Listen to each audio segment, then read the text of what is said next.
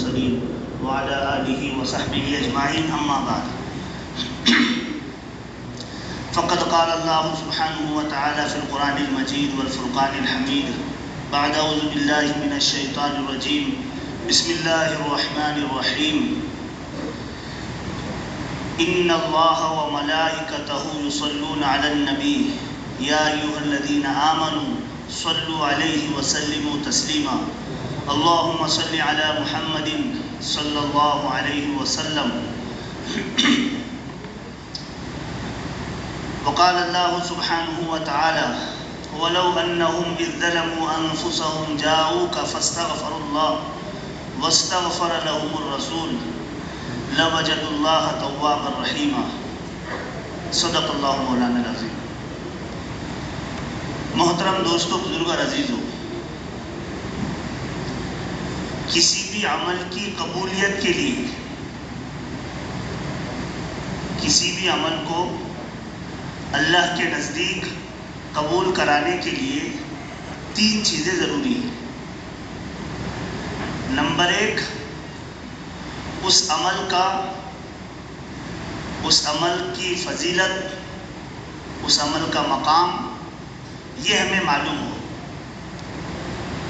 Number 2، اس عمل کی جگہ بھی پتہ ہو کہ یہ عمل کہاں کیا جائے گا۔ اسی لیے ماشاءاللہ یہ جو 2 روزہ حجاج کے لیے، حج کو جانے والوں کے لیے 2 روزہ جو تربیتی کیمپ رکھا جاتا ہے، یہ اسی لیے ہے کیونکہ جگہ بدلنے سے بھی عمل بدل جاتا ہے، وقت بدلنے سے بھی عمل بدل جاتا ہے۔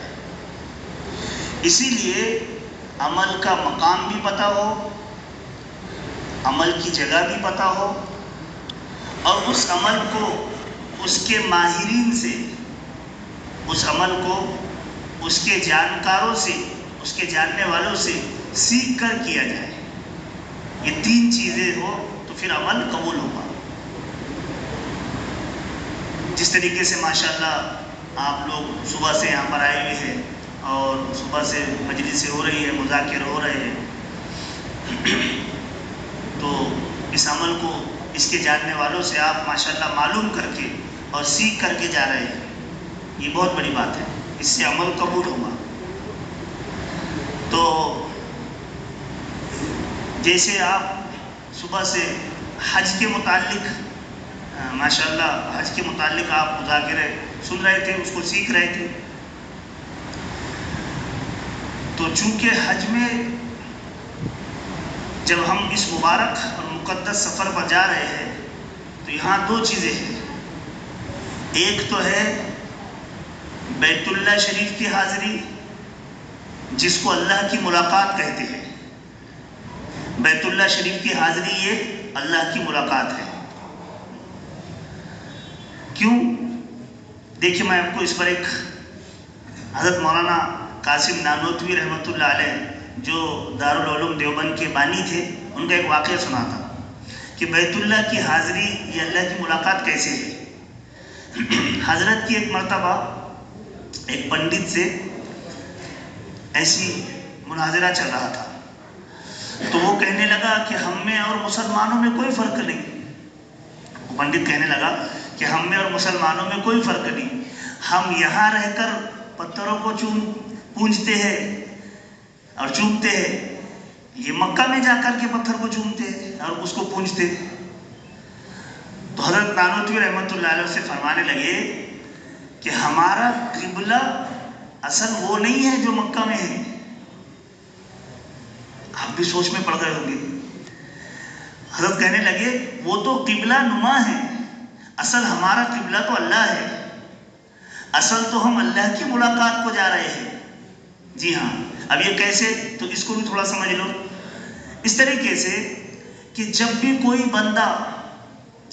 بندہ کسی سے بات کرتا ہے تو اس کے دل میں چاہت پیدا ہوتی ہے کہ میں اسے دیکھوں۔ تو میرے عزیزو، یہ جتنے لوگ حج کے لیے جا رہے ہیں ان کے لیے بہت بڑی مبارکبادی ہے اور بہت بڑی فضیلت ہے آپ لوگوں کے لیے کیسے فضیلت ہے کہ آپ کے دل میں اللہ کے دیدار کی چاہت پیدا ہوئی، اور یہ علامت ہے اس بات کی کہ بات کرتے کرتے آپ کی بات اللہ کو پسند آئی، اور بات کرتے کرتے اللہ نے آپ کو قبول کیا۔ اس کی مثال حضرت موسیٰ علیہ السلام کلیم اللہ تھے، موسیٰ علیہ السلام اللہ سے بات کرتے تھے، تو موسیٰ علیہ السلام کے دل میں چاہت پیدا ہوئی، بات کرتے ہوئے موسیٰ علیہ السلام کے دل میں چاہت پیدا ہوئی، رب ارنی ان انظر الیک، کہ یا اللہ میں تجھے دیکھنا چاہتا ہوں۔ جس سے بات کرنے میں اتنے مزے آ رہے ہیں تو اس کو دیکھنے میں کتنا مزہ آئے گا۔ تو اللہ نے فرمایا موسیٰ لن ترانی، تم مجھے دیکھ نہیں سکتے۔ یہ نہیں کہا کہ میں دکھ نہیں سکتا، اللہ تو دکھ سکتا لیکن ہم دیکھ نہیں سکتے۔ استحالہ ہماری طرف سے، اللہ کی طرف سے نہیں ہے، کمی ہماری طرف سے ہے۔ کیوں؟ کیونکہ اللہ کی ذات لطیف ہے اور ہم کثیف ہے، اور کثیف لطیف کو نہیں دیکھ سکتا۔ تو اللہ تعالیٰ نے فرمایا موسیٰ لن ترانی، تم مجھے دیکھ نہیں سکتے۔ اسی طریقے سے ہم بھی نماز پڑھتے، نماز میں اللہ سے بات کرتے تو ہماری بھی چاہت پیدا ہوئی کہ ہم اللہ کو دیکھیں۔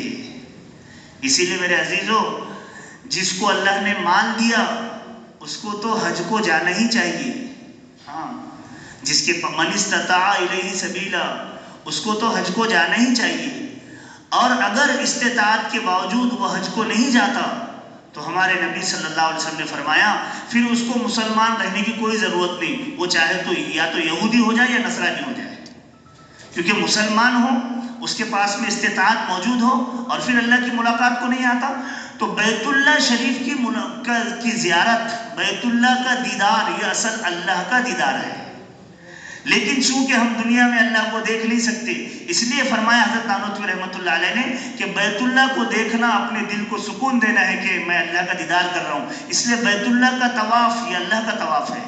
حضرت شیخ رحمۃ اللہ علیہ نے فضائل صدقات میں لکھا نا کہ ایک لڑکی بیت اللہ کا طواف کر رہی اور عشقی اشعار پڑھ رہی تھی۔ جنید بغدادی رحمۃ اللہ علیہ کہنے لگے کہ کیا بکواس کر رہی ہے، ذرا سوچ تو صحیح، تو کہاں ہے؟ تو وہ لڑکی کہنے لگی کہ جنید تو کس کا طواف کر رہا ہے؟ جنید بغدادی فرمانے لگے جیسی اس نے میرا نام لیا، وہ بہت بڑی اللہ والی تھی، میں تو حیران رہ گیا، میں نے کہا میں بیت اللہ کا طواف کر رہا ہوں۔ تو وہ لڑکی کہنے لگی کہ یا اللہ یہ تیرے کیسے بندے ہیں جو پتھروں کا طواف کرتے ہیں، میں تو اللہ کا طواف کر رہی ہوں۔ تو بیت اللہ کے گرد گھومنا اللہ کے گرد گھومنا ہے، لیکن چونکہ اللہ جہاد، جگہ، یہ ساری چیزوں سے پاک ہے، یہ ساری چیزوں سے اللہ پاک ہے، اس لیے جو اللہ کا چاہنے والا ہے، اللہ سے محبت کرنے والا ہے، اب اس کے دل کو کیسے سکون ملے؟ تو بیت اللہ کے گرد گھوم لیا، گویا کہ اللہ کے گرد گھوما، بیت اللہ کو دیکھا، گویا کہ اللہ کو دیکھا، تو بیت اللہ کی حاضری اللہ کی ملاقات ہے۔ اس کو آپ صبح سے سیکھ رہے تھے، طواف کیسے کیا جائے، عمرہ کیسے کیا جائے، حج کیسے کیا جائے، اور بھی اس کو ماشاءاللہ مغرب بعد بھی ہوگا اور کل بھی ہوگا، اس کو اور سیکھیں گے۔ ابھی کی جو مجلس ہے تو یہ مجلس میں ایک جو حج کے ارکان میں تو داخل نہیں ہے، لیکن حج کے لیے بہت بڑی اہمیت یہ عمل رکھتا ہے، اور وہ عمل ہے مدینہ منورہ زادہ اللہ شرفاً و عظمتاً کی حاضری۔ یہ حج کے ارکان میں داخل نہیں، لیکن گویا کہ اس کے بغیر ہمارا عمل ہی بے جان ہے۔ اسی لیے علماء نے یہ لکھا ہے کہ پہلے مکہ جائے یا پہلے مدینہ جائے۔ ایک سوال پیدا ہوتا کہ پہلے مکہ کی حاضری ہو یا پہلے مدینہ کی حاضری ہو، تو اس میں تو بعض علماء کہتے کہ اگر سہولت سے ہو سکے تو پہلے مدینہ چلا جائے یا تو پھر پہلے مکہ چلا جائے۔ اگر پہلی مرتبہ حج کر رہا ہے تو پہلے مکہ جانا چاہیے، اور دوسری مرتبہ کا سفر ہے تو پہلے مدینہ جانا چاہیے۔ یہ تو چونکہ اب ہماری بس میں نہیں ہوتا، یہ تو جیسے حکومت کی طرف سے طے ہوتا اس کے اعتبار سے ہوتا ہے، لیکن میں آپ کو ایک آداب بتا رہا ہوں کہ علماء اس میں بحث کرتے ہیں کہ پہلے مکہ جائے یا پہلے مدینہ جائے، لیکن ہمارے اکابرین کا عمل یہ رہا ہے، اللہ والوں کا، ہمارے بزرگوں کا عمل یہ رہا کہ وہ پہلے مدینے جاتے تھے، زادہ اللہ شرفاً و عظمتاً۔ ان سے پوچھا گیا کہ آپ پہلے مدینے کیوں جاتے ہیں؟ بھائی پہلے تو حج کرنا چاہیے، جیسے میں نے بتایا کہ ترتیب بھی یہ ہے کہ اگر پہلی مرتبہ حج ہے تو پہلے مکہ ہی جانا چاہیے، دوسری مرتبہ ہے تو پہلے مدینہ جانا چاہیے. لیکن ہمارے اکابرین پہلے مدینہ جاتے ہیں، زادہ اللہ شرفاً وعظمتاً. ان سے پوچھا گیا کہ آپ ایسے کیوں کرتے، پہلے مدینہ کیوں جاتے؟ تو کہا پہلے ہم اس کے در پہ جائیں گے جس کی وجہ سے ہمیں کعبہ ملا. پہلے ہم اس کے در پہ جائیں گے جس کی وجہ سے ہمیں قرآن ملا. ہاں، جس کی وجہ سے ہمیں کعبہ ملا، جس کی وجہ سے ہمیں قرآن ملا. قرآن ہمارے نبی کی وجہ سے ملا. کیسے؟ اللہ تعالیٰ قرآن میں ارشاد فرما رہے لو انزلنا هذا القرآن على جبل لرأيته خاشعا متصدعا من خشیۃ اللہ. اگر ہم اس قرآن کو پہاڑ پر نازل کرتے، اگر ہم اس قرآن کو پہاڑ پر نازل کرتے لرأيته خاشعا متصدعا، تو وہ پہاڑ بھی ہل جاتا اور پھٹ جاتا. خاشعا متصدعا من خشیۃ اللہ. تو جس قرآن کو پہاڑ نہیں اتار سکا، جس قرآن کو پہاڑ نہیں اٹھا سکا، تو اس قرآن کو ہمارے جیسے کہاں اٹھا سکتے ہیں؟ ہم تو بہت کمزور ہیں. تو اس لیے اللہ تعالیٰ نے اس قرآن کو پہلے محمد صلی اللہ علیہ وسلم کے سینے پر اتارا. نزل به الروح الامین علی قلبک، کہ اس قرآن کو پہلے حضور کے سینے پر اتارا. وہ قرآن پہلے حضور کے سینے پر آیا اور پھر حضور علیہ السلام کے سینے سے ہم نے لیا. تو ہم اس کے در پہ جائیں گے جس کی وجہ سے ہمیں قرآن ملا. ہم اس کے در پہ جائیں گے جس کی وجہ سے ہمیں حج ملا. اس کے در پہ جائیں گے جس نے ہمیں اللہ کا تعارف کرایا. اس کے در پہ جائیں گے جس نے ہمیں سب کچھ دیا. ہاں، اس لیے ہماری یہ مجلس ابھی مدینہ منورہ کے آداب پر، فضیلت پر ہے. جا زندگی جھونکے ہوا کے مدینے سے لا، جا زندگی جھونکے ہوا کے مدینے سے لا، شاید کہ حضور خفا ہے منا کے لا. کچھ ہم بھی اپنا چہرہ باطن سوار لے، ابو بکر سے آئینے عشق و وفا کے لا. دنیا مسلمان پر بہت ہی تنگ ہو گئی، فاروق کے وہ دور کے نقشے اٹھا کے لا. جن سے بے حیائی نے محروم کر دیا، عثمان کے وہ زاویے شرم و حیا کے لا.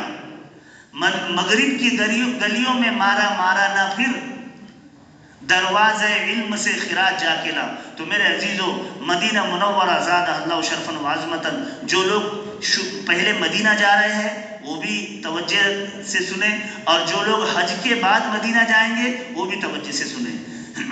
یہ سفر بڑا مبارک ہے. اس سفر پر ہمیں وہ ملے گا، میں نہیں کہہ رہا، قرآن فرما رہا ہے، اس سفر پہ ہمیں وہ ملے گا جو عبادتوں پہ نہیں ملتا. ہاں، اس سفر پہ یہ عقیدت والا سفر ہے، یہ محبت والا سفر ہے. اس سفر پہ ہمیں وہ ملے گا جس کی وجہ سے عبادتیں قبول ہوں گی. اس سفر پہ ہمیں وہ ملے گا جو کسی بھی عمل پہ نہیں ملتا. لیکن ضروری ہے کہ سفر اس طرح سے ہو، ورنہ پھر محرومی ہے. صحابہ رضوان اللہ علیہ مجمعین کی جو مدینے کی حاضری ہوتی تھی، ہمارے اللہ والوں کی اکابرین کی جو مدینے کی حاضری ہوتی تھی، اس کا کوئی ذرہ لے کر کے ہم بھی جائیں. تو مدینے کے سفر میں خاص طور سے جن باتوں کا لحاظ رکھنا ہے، سب سے پہلی چیز اخلاص نیت. سب سے پہلی چیز اخلاص نیت، کہ مدینے کا جب ہم سفر کریں تو نیت کیا ہونی چاہیے؟ اخلاص نیت ہماری کیا ہو مدینہ جاتے ہوئے. جو لوگ یہیں سے مدینہ جا رہے ہیں ڈائریکٹ، وہ بھی اس کو توجہ دے، اور جو لوگ حج کے بعد مدینے جائیں گے وہ بھی توجہ دے کہ مدینہ جاتے ہوئے اخلاص نیت. اب یہاں پر اخلاص نیت کیا ہوں گی؟ تو مدینہ منورہ کی حاضری میں صرف رسول اللہ صلی اللہ علیہ وسلم کی ملاقات کی نیت ہو. جی ہاں، مدینے کا سفر یہ رسول اللہ صلی اللہ علیہ وسلم کی محبت کا پیکر محسوس ہے. مدینے کا سفر، مدینے کی حاضری یہ رسول اللہ صلی اللہ علیہ وسلم کی محبت کا پیکر محسوس ہے. اس لیے مدینے جاتے ہوئے جو نیت ہونی چاہیے وہ خالص رسول اللہ صلی اللہ علیہ وسلم کی ملاقات کی نیت ہو. ضمناً سارے کام ہو جائیں گے، ضمناً دوسرے کام بھی ہوں گے، ضمناً آپ مسجد نبوی میں نماز بھی پڑھیں گے، ضمناً آپ وہاں کی زیارتیں بھی کریں گے، ضمناً کوئی چیز لانی ہے وہ بھی ہو جائے گی، لیکن نیت میں یہ ساری چیزیں نہیں، نیت میں ہو رسول اللہ صلی اللہ علیہ وسلم کی ملاقات، آقا کی ملاقات کی نیت ہو، تو اخلاص نیت، کیونکہ صحیح نیت یہ بھی عمل کی قبولیت کے لیے ضروری ہے۔ نمبر 2، ذوق و شوق، ذوق و شوق، پوری رغبت، ہاں پوری توجہ۔ یاد رکھیں میں نے جو قرآن کریم کی آیت پڑھی، جو سورہ احزاب کی 22ویں پارے کی جو میں نے آیت پڑھی، ان اللہ و ملائکتہ، اس آیت کی تشریح میں پتہ ہے علماء نے لکھا ہے اس آیت کی تشریح میں، اور حضرت مفتی سعید احمد صاحب پالنپوری نور اللہ مرقدہ، جو دارالعلوم دیوبند کے ابھی سابق میں شیخ الحدیث بھی تھے، حضرت کا 2-3 سال پہلے انتقال ہوا، انہوں نے بھی اس آیت کی تشریح یوں فرمائی، ان اللہ و ملائکتہ یصلون، لفظ یصلون کو انہوں نے سمجھایا حضرت نے، مفتی صاحب نے لکھا ہے، فرماتے حضرت کی زبردست تفسیر ہے ہدایت القرآن، تو اس میں لکھا کہ یصلون یہ صلاۃ سے بنا، یصلون کیسے بنا؟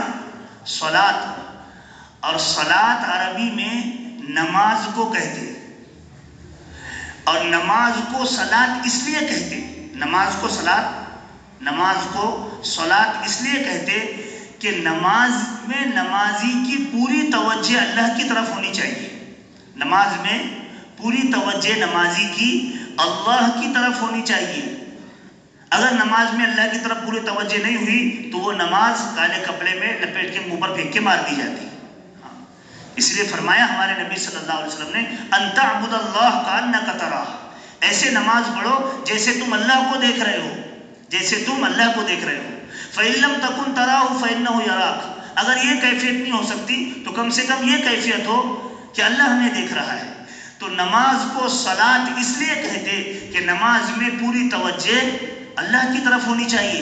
اب مفتی صاحب نے فرمایا کہ یصلون، یہاں پر حضور کے لیے یصلون کا لفظ استعمال کر کے اللہ نے یہ بتایا کہ سن لو، امراوتی ضلع سے حج کو جانے والے اور مدینہ منورہ حاضر ہونے والے یہ بھی سنیں، اور ساری دنیا والے سنیں، اور قیامت تک کے آنے والے سن لے، دور صحابہ سے لے کر قیامت کے آخری انسان تک لوگ سن لے کہ اللہ تعالیٰ کی توجہ گویا کہ مکمل طور پہ، اللہ تعالیٰ کی توجہ، گویا کے کا لفظ میں اس لیے کہہ رہا کہ اللہ کے لیے کوئی ایک چیز نہیں، اللہ تو اللہ ہے، لیکن محبت کے انداز کو سمجھایا کہ گویا کہ اللہ کی توجہ حضور کی طرف ہے۔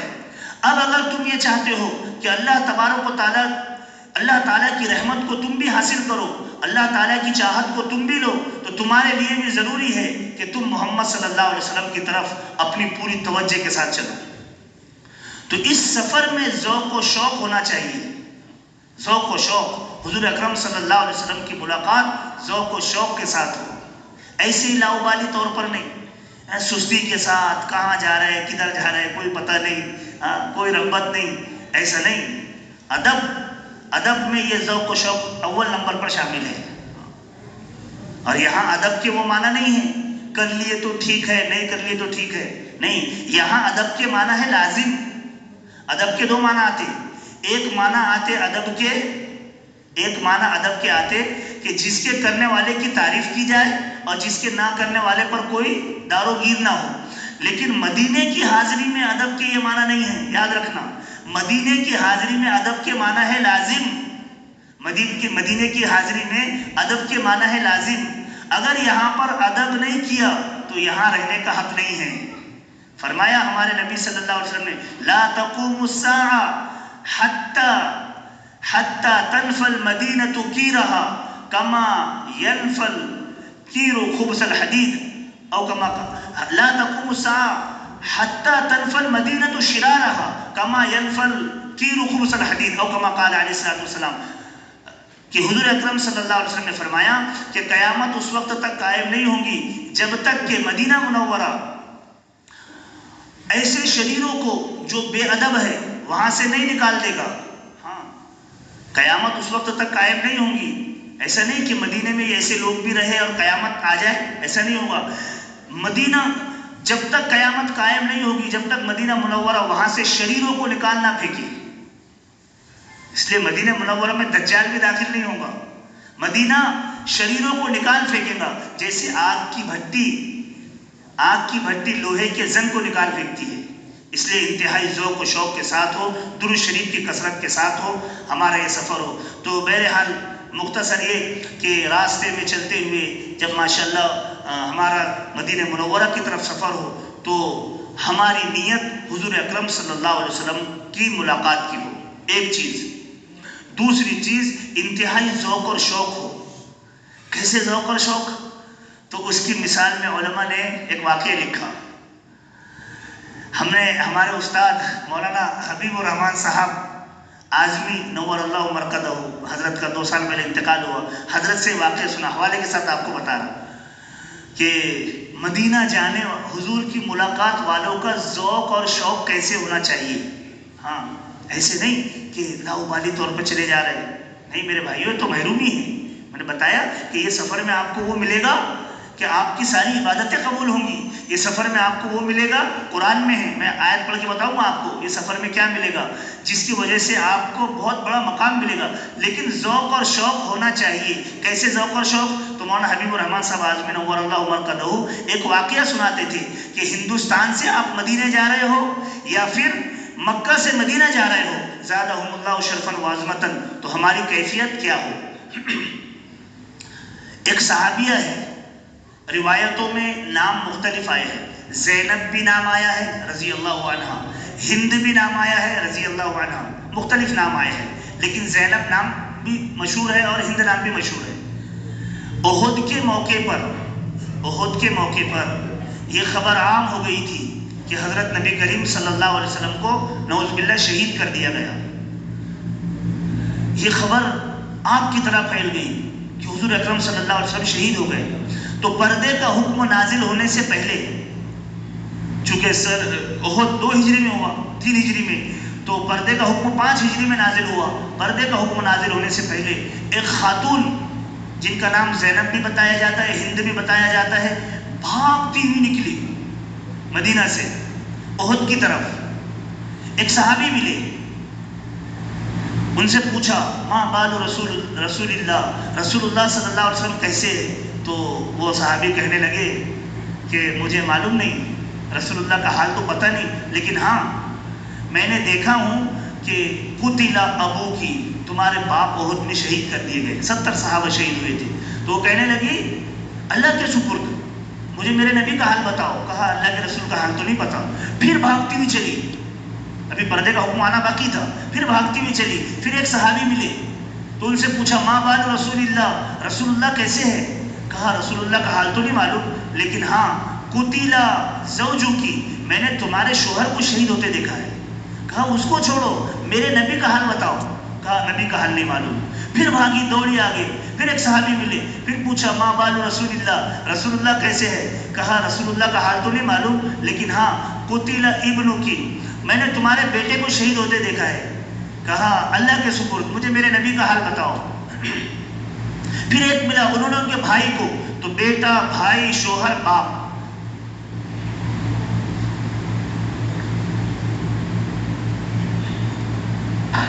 چار لوگوں کی شہادت کو سن لیا، لیکن کوئی توجہ نہیں، کوئی ان پر کوئی ملال نہیں. کہا میرے نبی کا حال بتاؤ.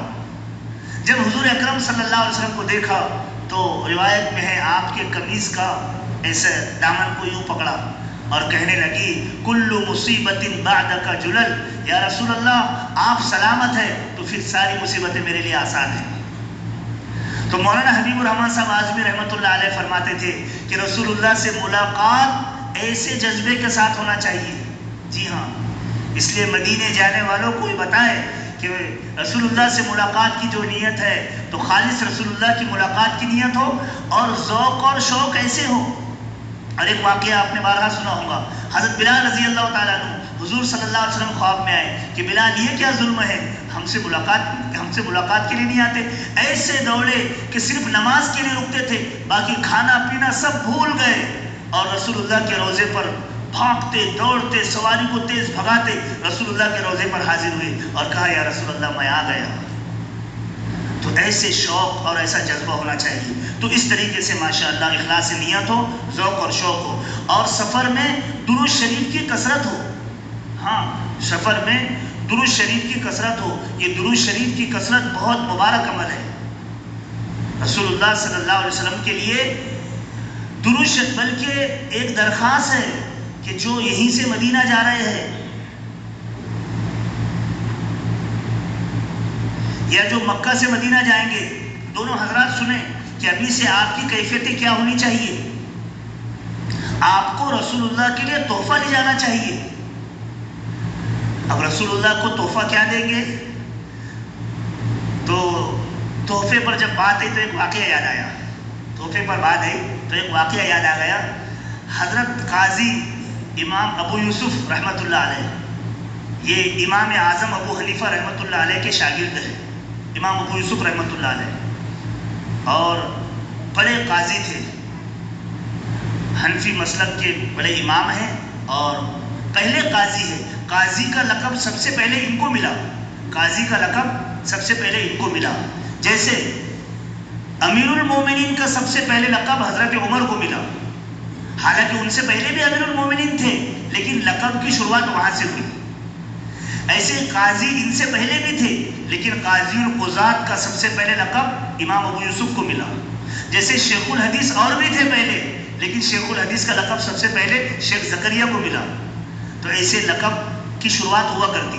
ایسا نہیں کہ اس سے پہلے نہیں تھے، اس سے پہلے بھی تھے، لیکن لقب کی شروعات یہاں سے ہوئی. تو امام ابو یوسف رحمۃ اللہ علیہ کے زمانے کا ایک واقعہ ہے. ایک آدمی نے اپنے بیٹی سے کہا کہ میری بیٹی، جب تیرا نکاح ہوگا تو میں تجھے دونوں جہان میں جو کی قیمتی چیز دوں گا. دونوں جہان میں جو سب سے قیمتی چیزیں ہیں، جو سب سے قیمتی چیز ہے وہ میں تجھے دوں گا. اپنے بیٹی سے جوش محبت میں ایک شخص نے کہا. لیکن وَتِلْكَ الْأَيَّامُ نُدَاوِلُهَا بَيْنَ النَّاسِ، اور اس نے قسم کھائی تھی، اس نے قسم کھا رکھی تھی کہ میں سب سے قیمتی دوں گا.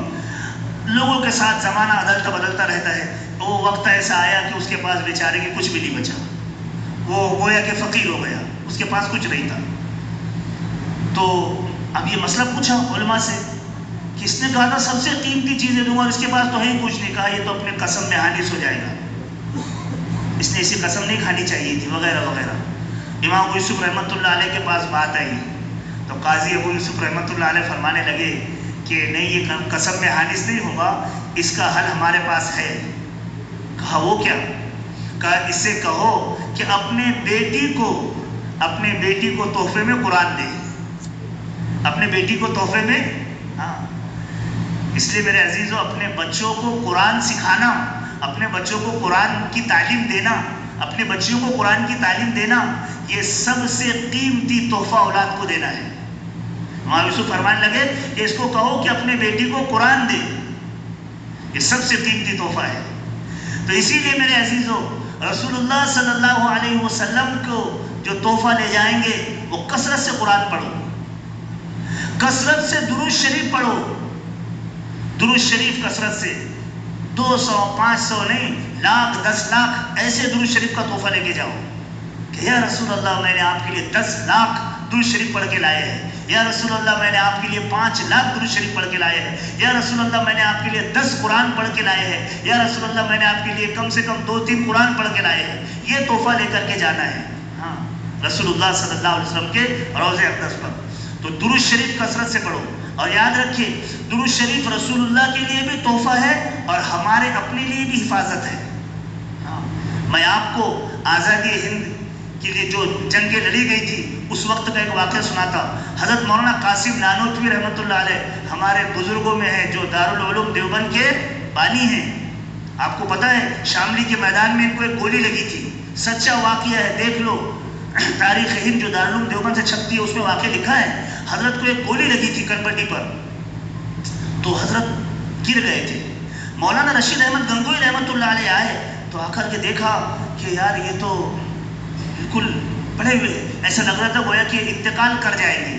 مولانا رشید احمد، سچا واقعہ، مولانا رشید احمد گنگوئی رحمۃ اللہ علیہ نے اللہم صلی علی محمد درود شریف پڑھ کر ایسے ہاتھ پھیرا اور حضرت اٹھ کے کھڑے ہو گئے. تو ہمارے لیے بھی اس میں بڑی حفاظت ہے. تو ذوق و شوق ہو، اخلاص نیت ہو، کثرت سے درود شریف پڑھتے ہوئے جائیں. اور جب مدینہ منورہ پہنچے زاد اللہ شرفن وعظمتن، تو انتہائی ادب کے ساتھ مدینے میں داخل ہو، انتہائی ادب کے ساتھ، رغبت کے ساتھ، کیونکہ مدینہ منورہ کی ہر چیز بہت زیادہ قیمتی ہے، مدینہ منورہ کی ہر چیز بہت زیادہ قیمتی ہے، اس لیے یہاں کی کسی بھی چیز کو برا نہیں کہنا، یہاں کے رہنے والوں کو تکلیف نہیں پہنچانا، یہاں کی ہر چیز بڑی قیمتی ہے۔ پھر وہاں پہنچنے کے بعد اپنی جو رہائش گاہ ہے، اپنی جو بلڈنگ ہے جہاں ہمارا قیام ہے، وہاں پر جائے، وہاں جانے کے بعد غسل کرے، کیونکہ رسول اللہ صلی اللہ علیہ وسلم کی حاضری انتہائی پاکیزگی کے ساتھ ہونی چاہیے، تو اپنے کمرے پر، اپنی بلڈنگ پر پہنچنے کے بعد غسل کرے، اور اپنے کپڑوں میں جو سب سے اچھا کپڑا ہے، بہتر ہے کہ نیا ہو، بہتر ہے کہ نیا ہو، لیکن اگر نیا نہیں بھی ہے، نیا نہیں بھی ہے، کسی کے پاس احوال کی وجہ سے نیا نہ ہو، تو اپنے کپڑوں میں جو سب سے اچھا کپڑا ہو اس کو پہنے، اور اس کپڑے کو پہننے کے بعد خوشبو لگائے، جو اچھے سے اچھی خوشبو میسر ہو سکے اس کو لے، کیونکہ رسول اللہ سے ملاقات ہے، اپنے کپڑوں میں جو سب سے اچھا کپڑا ہے ماشاءاللہ اس کو پہنے اور خوشبو لگائے، اور خوشبو لگانے کے بعد پھر انتہائی ادب کے ساتھ، اب یہاں پہنچنے کے بعد ایک بات یاد رکھنا، ایک بات یاد رکھنا، حضرت مفتی سعید صاحب رحمۃ اللہ علیہ اس کو بارہا یوں فرمایا کرتے تھے، اور میں حضرت کی امانتیں آپ کے پاس دے رہا ہوں، اس لیے یاد رکھنا اس کو، کہ ہم جب مکہ جاتے ہیں تو اگر تھکاوٹ ہے تو پہلے کیا کرتے، پہلے تھوڑا آرام کر لیتے، اس کے بعد میں بیت اللہ جا کے طواف کرتے، عمرے کا عمل بعد میں شروع کرتے اگر تھکاوٹ ہے، اور یہی ہونا چاہیے، مکہ کے سفر میں یہی ہونا چاہیے، اگر تھکاوٹ ہے تو پہلے آرام کر لے، اس کے بعد جا کر کے طواف کرے،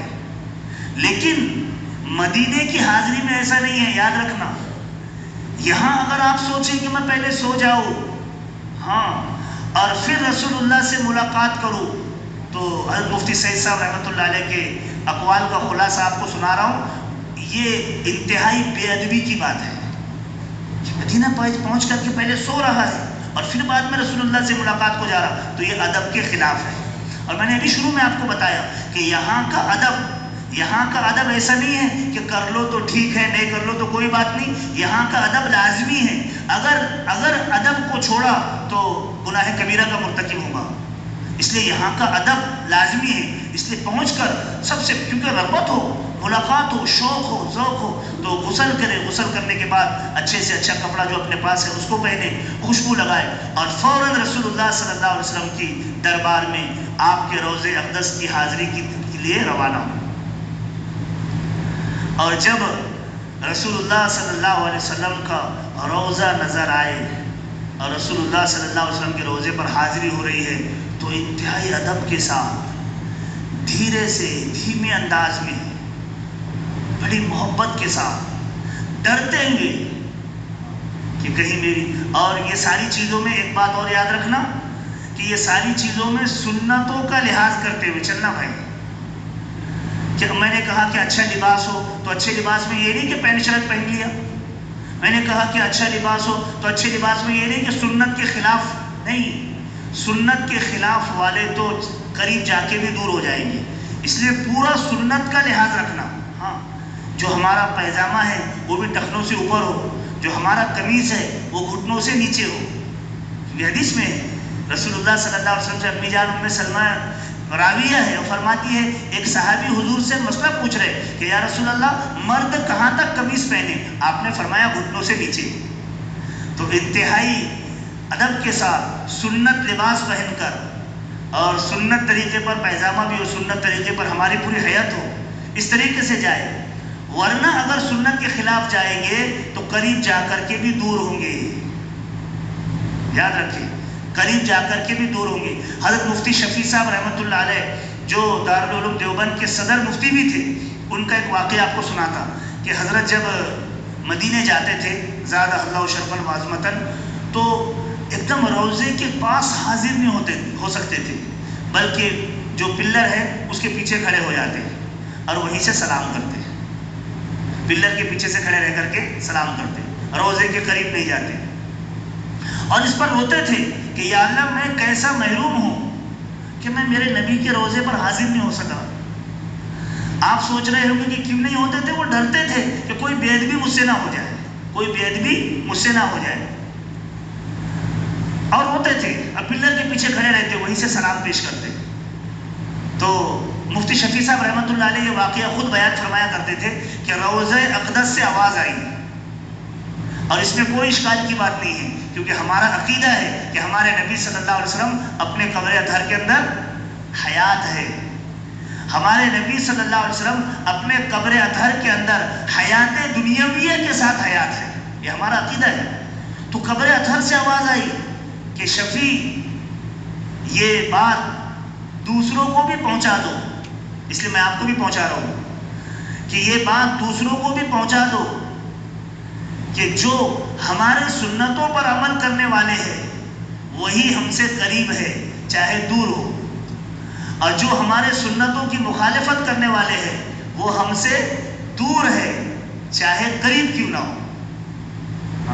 اسی لیے میرے عزیزوں سنتوں کا لحاظ کرتے ہوئے جانا ہے، اور پھر بڑے ادب اور احترام کے ساتھ روضہ اقدس پر حاضر ہو۔ اور بعض حاجیوں کو بیچاروں کو دیکھا گیا کہ لا علمی میں نعوذ باللہ وہ چپل اپنے ساتھ لے لیتے، نہیں چپل تو ہرگز نہیں، اس کو کہیں اور رکھ دے، آپ حفاظت سے رکھیے یا کہیں اور ڈال دے اس کو، لیکن چپل ساتھ میں نہ لے جائے۔ آپ کو معلوم ہونا چاہیے کہ یہ سفر وہ سفر ہے کہ حضرت مولانا قاسم نانوتوی رحمۃ اللہ علیہ کے بارے میں لکھا ہے کہ جب مدینہ منورہ جاتے تھے تو 14 میل پہلے اپنے جوتوں کو اتار دیتے تھے، جوتیوں کو اتار دیتے اور بغیر چپل کے چلتے تھے۔ حضرت کے پیر بعض موقع پر خون نکلنے لگتا، کیونکہ اب اتنی ترقی ہوئی ہے، اس وقت میں تو پتھریلی زمین تھی۔ تو حضرت سے کہا کہ آپ اپنی چپل کیوں اتار دیتے، آپ کے پیروں کو تکلیف ہوتی ہے؟ تو مفتی شفیع صاحب رحمۃ اللہ علیہ مولانا قاسم نانوتوی رحمۃ اللہ علیہ فرمانے لگے کہ میرا دل گوارا نہیں کرتا کہ جہاں رسول اللہ صلی اللہ علیہ وسلم کا قدم مبارک پڑا ہو میرا جوتیوں والا قدم اس پر پڑ جائے، جہاں ابو بکر اور عمر رضی اللہ عنہما کے قدم پڑے ہو میرا جوتیوں والا قدم اس پہ پڑ جائے۔ تو 14 میل پہلے جوتیاں نکال کے پھینک دیتے تھے، اور ہمارے حاجی بیچارے جوتا لے کر کے روضہ اقدس پر حاضر ہوتے، نعوذ باللہ۔ یہ بالکل بے ادبی کی بات ہے، اس سے اپنے آپ کو بچائے۔ اپنی چپل کو، ٹھیک ہے آپ کو اپنی چپل کو بچانا ہے تو ادھر ہی کہیں اس کو رکھ دے، حفاظت کے ساتھ رکھے، لیکن رسول اللہ کے روضے پر لے کر کے حاضر نہ ہو۔ پھر جب رسول اللہ کے روضے پر حاضر ہو تو بڑے ادب کے ساتھ، وہاں تو اتنا رکنے کو موقع نہیں ملتا، اس لیے مختصر انداز میں بڑے ادب کے ساتھ رسول اللہ صلی اللہ علیہ وسلم کے روضے پر جو باب السلام سے حاضر ہوں گے تو حاضر ہونے کے بعد مختصر انداز میں یوں سلام پیش کریں، الصلاۃ والسلام علیک یا رسول اللہ، الصلاۃ والسلام علیک یا خیر خلق اللہ، الصلاۃ والسلام علیک یا حبیب اللہ۔ وہاں پر رکنے کو موقع نہیں ملتا، پھر فوراً تھوڑا سا آگے بڑھ کر دوسری جو جالی ہے وہاں پر حضور صلی اللہ علیہ وسلم کے دوسرے پہلے خلیفہ حضرت ابو بکر صدیق رضی اللہ تعالیٰ عنہ ہیں، ان کو سلام پیش کریں۔ ان کو سلام کس طرح سے پیش کریں گے؟ مختصر انداز میں ان کو سلام یوں پیش کریں، الصلاۃ والسلام علیک یا خلیفۃ رسول اللہ، الصلاۃ والسلام علیک یا وزیر رسول اللہ، اس طریقے سے۔ اور اگر عربی میں نہیں آتا تو اردو میں کہ رسول اللہ صلی اللہ علیہ وسلم کے خلیفہ، رسول اللہ صلی اللہ علیہ وسلم کے وزیر، رسول اللہ صلی اللہ علیہ وسلم کے یار غار ابو بکر صدیق، آپ کو ہمارے طرف سے سلام ہو۔ پھر کیونکہ وہاں پر آگے بڑھا دیتے، پھر فوراً آگے بڑھ کے تو حضرت عمر رضی اللہ تعالیٰ عنہ کو سلام کرے کہ اے رسول اللہ صلی اللہ علیہ وسلم کے دوسرے خلیفہ عمر الفاروق جو حق اور باطل کے درمیان فرق کرنے والے تھے، آپ پر بھی سلام ہو۔ اور یہ سلام کرنے کے بعد پھر وہاں سے آگے بڑھ جائے، نہیں بھی بڑھے گی تو وہ خود ہی آگے بڑھا دیتے۔ پھر تھوڑے آگے جانے کے بعد روضہ اقدس سے ہٹ کر اب آپ کوئی ایک جگہ ایسی دیکھیں جہاں آپ کو اطمینان سے کھڑے رہنے کو میسر ہو جائے، اور پھر وہاں کھڑے رہ کر کے حضور اقدس صلی اللہ علیہ وسلم کے روضے کی طرف رخ کر کے، یہ بات یاد رکھنا، اس بات کو ہمارے جو اکابرین ہیں وہ یہ یہاں پر پسند نہیں کرتے کہ آپ یہاں پر کعبے کی طرف رخ کرے اور رسول اللہ کے روزے کی طرف پیٹ کرے، نہیں، یہ بے ادبی ہے۔ اس لیے میں نے کہا کہ روزے کے پاس تو آپ کو کچھ بھی نہیں کرنے دیں گے، تھوڑا آگے بڑھ کر جہاں بھی آپ کو آسانی سے جگہ میسر ہو جائے وہاں کھڑے رہ کر اب آپ رسول اللہ صلی اللہ علیہ وسلم کے روضہ اقدس کی طرف رخ کر کے اب رو کے دعا کریں۔ اب دعا میں کیا کرنا ہے؟ تو 3 چیزیں ہم کو کرنی ہے، 4تھی چیز اللہ کریں گے۔ خوب روئے، آنسو بہائے، یہ وہ موقع ہے جہاں آنسو بہائے جائے۔ حضرت بلال سے پوچھو کہ کتنا روئے رسول اللہ صلی اللہ علیہ وسلم کے روزے پر آ کر، کتنا روئے؟ تو اس لیے یہاں پر پہنچ کر بازو کھڑے رہ کر خوب روئے، خوب آنسو بہائے، اور آنسو بہاتے ہوئے 3 چیزیں ہم کو کرنی ہے اور 4تھی چیز اللہ کریں گے۔ 3 چیزیں کیا ہے؟ وَلَوْ أَنَّهُمْ إِذْ ظَلَمُوا أَنفُسَهُمْ جَاءُوكَ، ایک کام تو یہ ہے کہ رسول اللہ کے روزے پر حاضر ہو، تو ماشاءاللہ حاضر ہو گئے، اللہ آپ کو بھی پہنچائے، اللہ آپ کی برکت سے ہم کو بھی پہنچائے، آمین بولو۔ تو وَلَوْ أَنَّهُمْ إِذْ ظَلَمُوا أَنفُسَهُمْ جَاءُوكَ فَاسْتَغْفَرُوا اللَّهَ، اللہ سے خود بھی معافی مانگی۔ ایک کام ہو گیا، رسول اللہ کے روزے پر چلے گئے۔